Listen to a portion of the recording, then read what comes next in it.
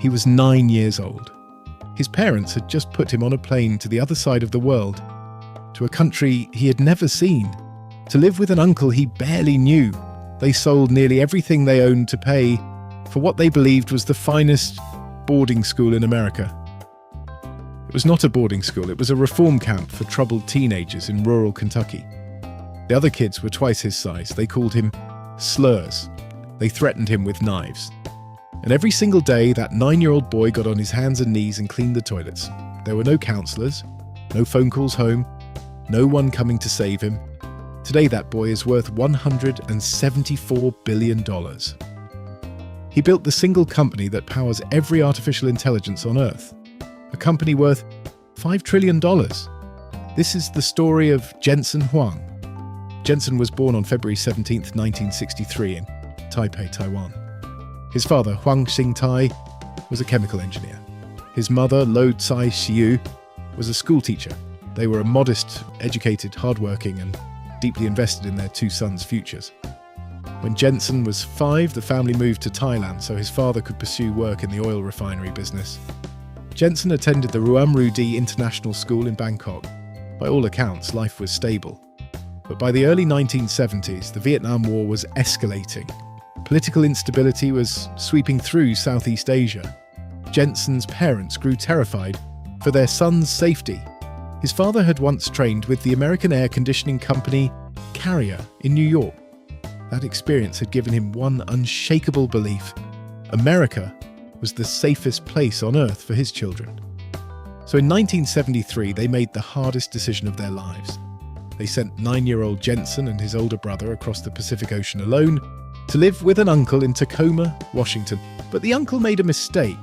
He enrolled the boys at the Oneida Baptist Institute in rural Kentucky, believing it was a prestigious boarding academy. In reality, it was a religious reform school for troubled youth. Imagine being that kid.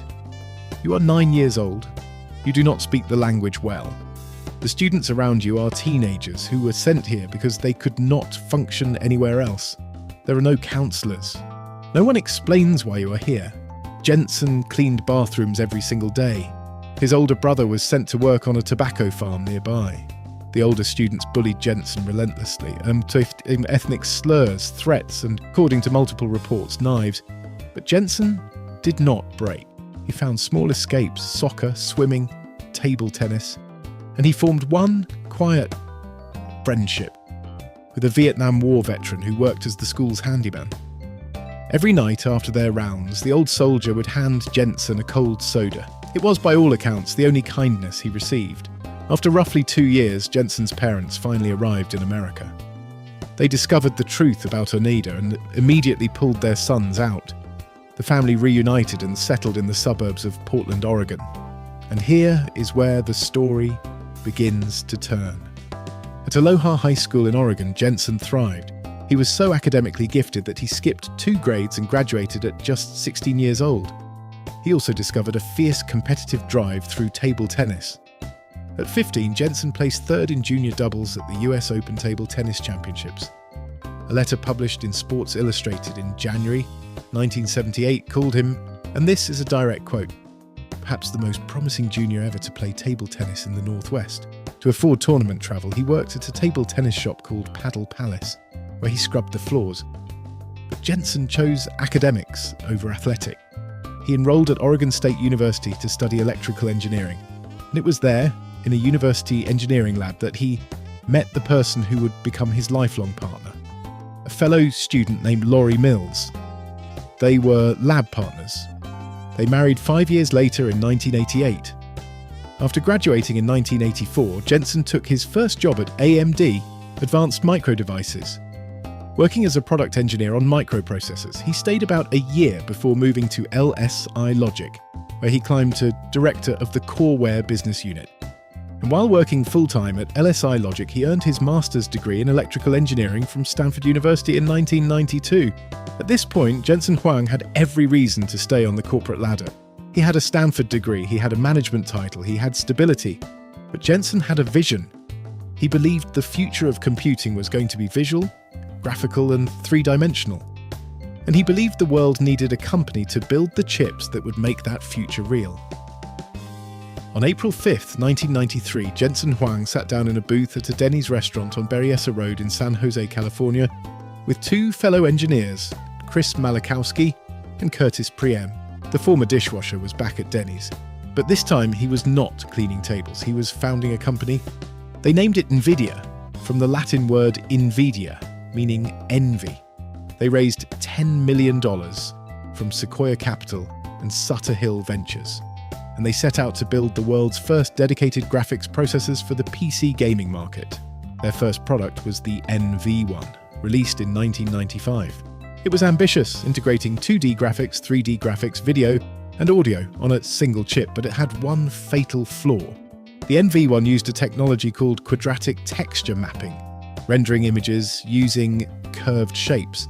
The problem was that Microsoft had just launched DirectX, which standardized the entire PC graphics industry around triangles. Not curves, triangles.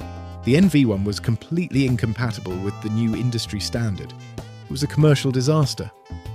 By 1996, NVIDIA had 30 days of cash left. They laid off 70% of their staff, cutting from 100 employees down to just 30 people. The company Jensen had poured everything into was dying. And this is where Jensen Huang made the decision that would define his legacy.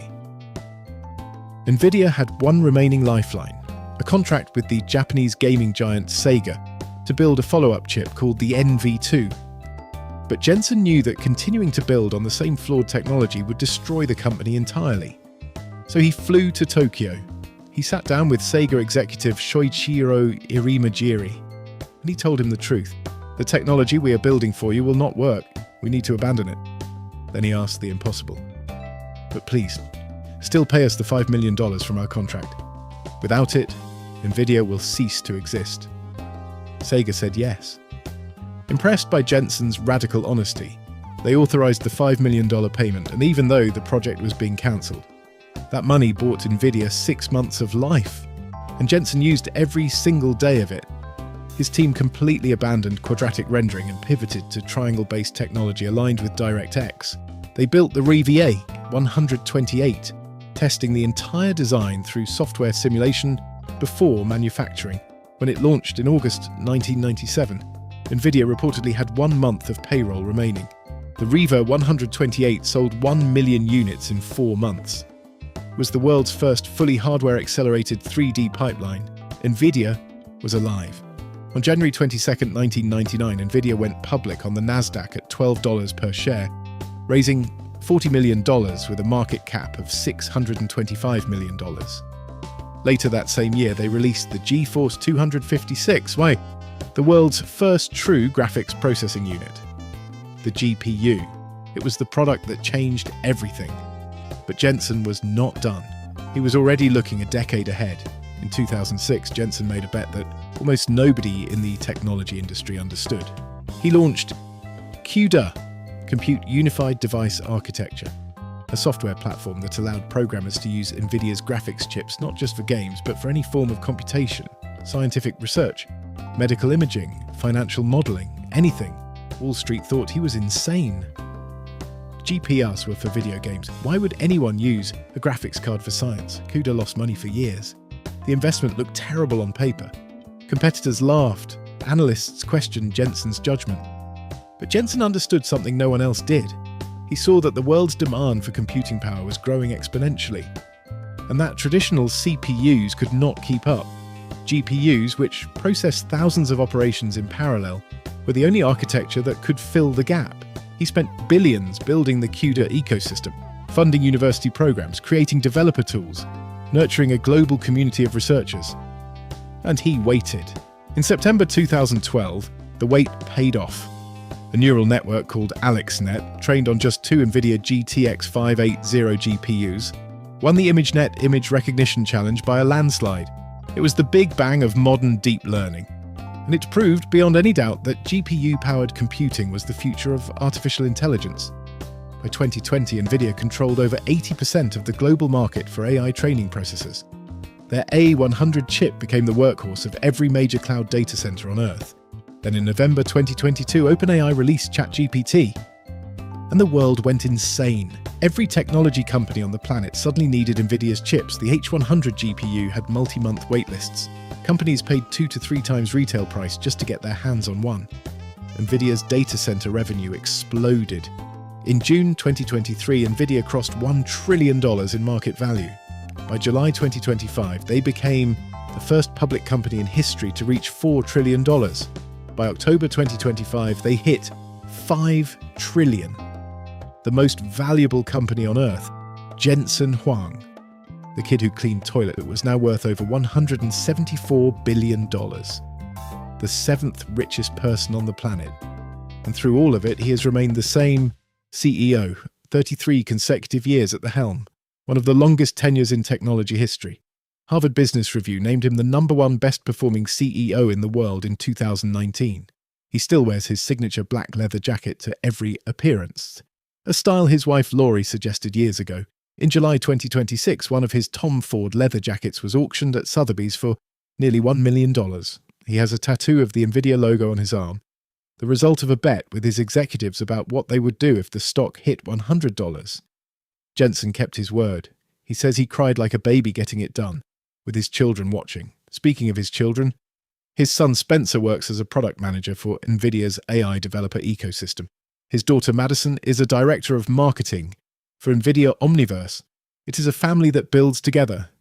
Jensen and his wife Laurie have donated over $150 million to education and research through the Jensen and Laurie Huang Foundation, including $50 million to Oregon State University, $30 million to Stanford, and $75 million to Vanderbilt University. But perhaps the most powerful act of Jensen Huang's life is this. In 2019, Jensen went back to the Oneida Baptist Institute, OT, the reform school that had put him through hell as a 9-year-old child, and he donated $2 million to build a new girls' dormitory and classroom building. They named it Jensen Huang Hall. The boy who cleaned the toilets came back and put his name on the building. That is not revenge. That is not luck. That is not even success. That is something deeper. From a 9-year-old immigrant cleaning toilets at a reform school in rural Kentucky to the man who built the $5 trillion engine powering every artificial intelligence on the planet, Taiwan, that is Jensen Huang. He is still going. If this story moved you, hit that subscribe button. Every episode, we tell the full untold story behind the world's most extraordinary rises, from the very bottom to the very top.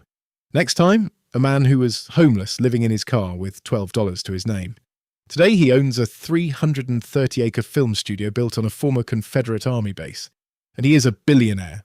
I'll see you in the next one.